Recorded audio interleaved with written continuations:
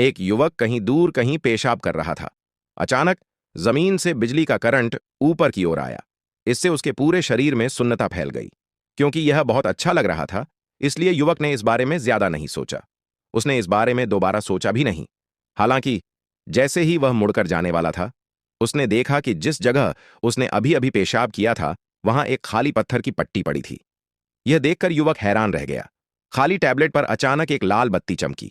अगले ही पल एक बेहद खूबसूरत महिला खाली टैबलेट पर प्रकट हुई।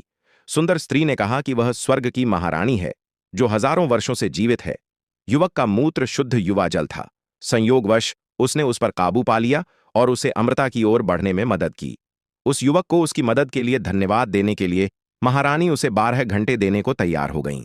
अपनी बातों को हकीकत में बदलने की शक्ति के बारे में सोचकर कोई सोचेगा कि युवक महारानी का आभारी होगा, लेकिन उसे लगा कि उसका सामना किसी भूत से हो गया है। आधी रात को वह भाग निकला।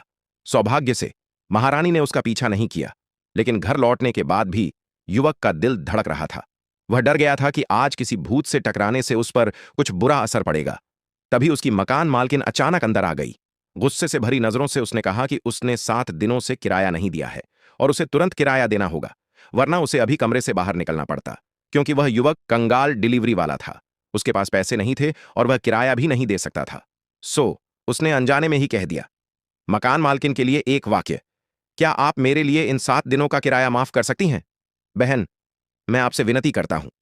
यह सुनकर अप्रत्याशित रूप से मकान मालकिन को ऐसा लगा जैसे उसे झटका लगेगा।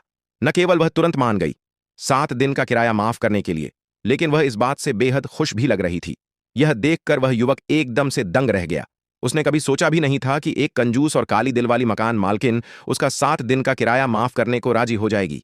इससे युवक को तुरंत याद आ गया कि महारानी ने अभी क्या कहा था, मैं तुम्हें यह उपहार देती हूं, सुनहरा मुख तंत्र।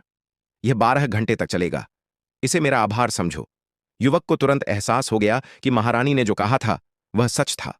उसके पास सचमुच अपनी बात को हकीकत में बदलने की शक्ति थी। 12 घंटे तक। इसकी पुष्टि करने के लिए उसने तुरंत मकान मालकिन से दोबारा पूछा, अगर वो पूरे साल का किराया माफ कर सकती है तो ठीक है, मैं माफ कर दूंगा तुम्हारे लिए एक और साल का किराया। यह देखकर वह युवक पूरी तरह से हक्का बक्का रह गया। उसने कभी सोचा भी नहीं था कि यह सब सच हो सकता है। यह देखकर कि वह एक हारा हुआ इंसान था और एक 30 साल की कुंवारी लड़की। उसके दिमाग में तुरंत एक बुरा ख्याल आया, काश मैं ऐसा कर पाती।